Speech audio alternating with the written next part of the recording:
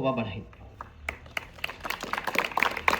एक बात इस गणतंत्र दिवस के अवसर पर मैं आपसे कहना चाहूंगा, सभी मैं छात्रों से कहना चाहूंगा कि आप और हम जो यहां बैठे हैं, स्वतंत्र वातावरण में श्वास ले रहे हैं, ये सभी हमारे उन वीर शहीदों की कुर्बानियां हैं। उनकी वजह से हम यहां स्वतंत्र भारत में बैठे हैं और स्वतंत्र जगह पर बैठ के अपनी स्वतंत्रता से सांस ले रहे और जी रहे हैं।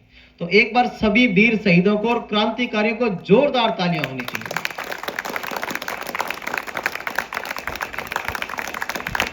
अब मैं आप सभी से कहना चाहूंगा, देखो बहुत भाग्यशाली होता है वो छात्र और वो व्यक्ति, वो भाई जो देश के लिए सेवा के लिए जाता है।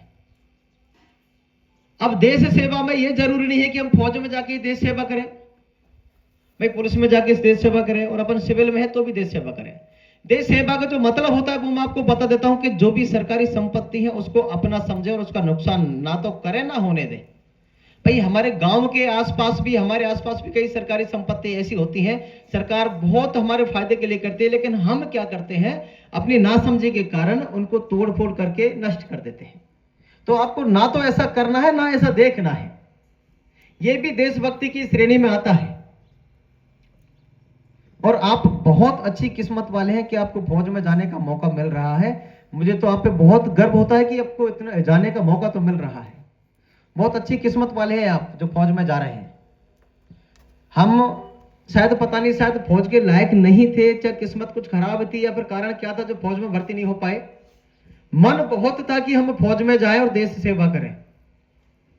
मन तो अभी भी बहुत है कि मैं फौज की तैयारी करूं और फौज में जाके नौकरी लगूं और देश की सेवा करूं, लेकिन अब कुछ कारण ऐसे थे कि भाई मेडिकल पॉइंट जो हो नहीं सकते। आपको पता होगा कि मैंने अब तिरंगा भी लगवाता हूं तो इतना देख भार के लगवाता हूं कि भाई हरा रंग नीचे होना चाहिए, ऐसा नहीं हो जाए कि कोई दिक्कत हो जाए, क्योंकि मुझे पता नहीं चलता कि कौन सा रंग हरा है, कौन सा रंग केसरिया है, कौन सा रंग लाल है।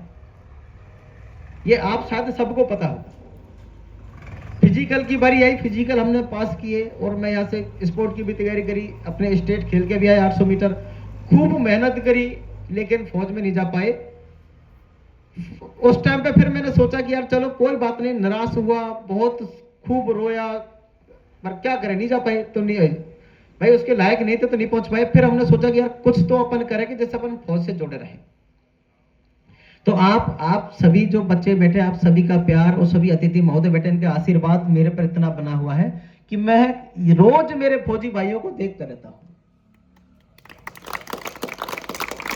और मुझे गर्व होता है इस चीज पे कि मैं जब जहां जाता हूं तो मुझे कहीं ना कहीं तो कोई ना कोई मेरा छात्र ऐसा मिल जाता है कि गुरुजी मैं यहां हूं और मैं यहां ड्यूटी कर रहा हूं।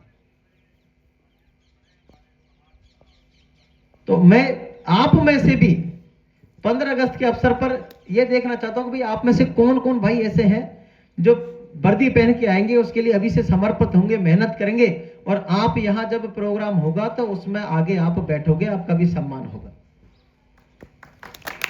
अब यह तय आपको करना है कि आप में से कौन कौन है जो निष्ठा के साथ, ईमानदारी के साथ, अनुशासन के साथ तैयारी करेंगे। और आने वाला दिन 15 अगस्त आप याद रख लो, 15 अगस्त से पहले आपका फिजिकल हो जाएगा, पेपर हो जाएगा, मेडिकल हो जाएगा। तो शायद रिजल्ट में थोड़ा बहुत दिन रहेगा, नहीं तो हो सकता है कि तो रिजल्ट भी आ जाए, नहीं तो ये तो कंफर्म हो जाएंगे। तो उस दिन के लिए आपको आज से ही मेहनत करनी है कि मुझे 15 अगस्त 2025 के दिन जब भी स्वतंत्रता दिवस का प्रोग्राम होगा तो उसमें आगे बैठना है और गुरुजियों से सम्मान लेना है। जो भी मुख्य अतिथि महोदय आए उनके हाथों से सम्मान लेना है और अपने माता पिता को थोड़ा सा गर्व महसूस कराना है कि हाँ, हम आपने पैदा करे हैं तो आपका मान, आपका सम्मान, आपका सर ऊंचा रखेंगे, ये हमारी जिम्मेदारी है और हमने संभाल ली है। अपने आपके माता पिता को जब विश्वास हो जाएगा हल्का सा कि हाँ मेरा बेटा अब समझदार हो गया है, कुछ तो कर रहा है, इन चीजों का आपको ध्यान रखना है।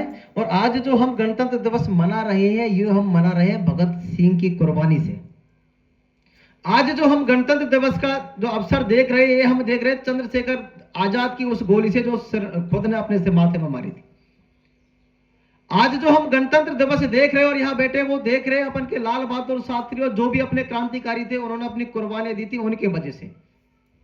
आज हम यहाँ जो गणतंत्र दिवस देख रहे हैं और बैठ रहे हैं, सभी उनकी वजह से, जो आप जैसे फौजी भाई थे और बॉर्डर पर रह गए और अपनी भारत माता का 1 इंच का टुकड़ा ना तो दूसरे देश पे कब्जा करने दिया और ना जाने दिया, उसके लिए अपनी जान गंवा दी।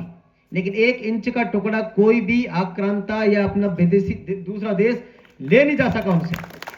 तो मैं आपसे ये कहना चाहूंगा कि दोबारा कभी जब आपको ऐसा मौका मिले कि आप देश की सेवा में जाएं और देश को जरूरत पड़े कि मुझे अपने लाडलों की जरूरत है, कभी भी देश का ऐसा आह्वान हो, चाहे वो ऐसी स्थिति आए जैसे कोविड-19 की स्थिति हमारे देश में आई थी।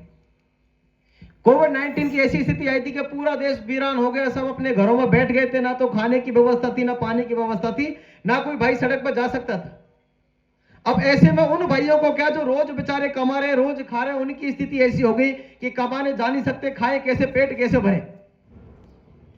तो कभी भी ऐसी देश पर आपदा आए तो आप चाहे फौज में हो, चाहे आप सिविल में हो, चाहे कुछ भी हो, आप बिल्कुल ये बात अपने दिल में, दिमाग में बैठा ले कि हमें देश की सेवा के लिए निकलना है। चाहे कुछ भी हो जाए, हमें अगर देश की सेवा के लिए जान गंवानी पड़े तो हम जान गंवाने के लिए तैयार हैं, हम बिल्कुल जाएंगे, आपको ठान लेना है। और आप जहां अपनी मंजिल पर पहुंचे, चाहे पुलिस में भर्ती हो, चाहे फौज में भर्ती हो, चाहे टीचर बने, चाहे कुछ भी बने, वहां भी आपको यह ध्यान रखना है कि बिल्कुल मुझे देश की सेवा करनी है, देश के हित में ही बात करनी है, चाहे उसके लिए मुझे बलिदान देना पड़े तो मैं अपने पुलिस में रह करके, अपने फौज में रह करके, अपने टीचर की जगह पर रह करके, चाहे अपने घर पर रह करके वहां रहूं, लेकिन देश के बलिदान के लिए हमेशा आपको तैयार रहना है, चाहे कभी भी देश को जरूरत पड़े। और आप फौज में लगने के बाद वहां इस प्रकार से रहे कि पूरे देश की जिम्मेदारी आपके कंधों पर है और पूरा देश इसलिए यहां बैठ के चैन की सांस ले रहा है कि आप वहां रह के हमारी रक्षा कर रहे हैं। इस चीज का हमें अनुभव होना चाहिए कि भाई हमें गर्व होना चाहिए कि हमारे लाडले, हमारे देश के सपूत, हमारे भारत देश के सपूत सीमा पर हमारी रक्षा कर रहे हैं, हमें कोई चिंता करने की जरूरत नहीं है, हम आराम से मस्त से चैन से अपना जीवन जी रहे हैं।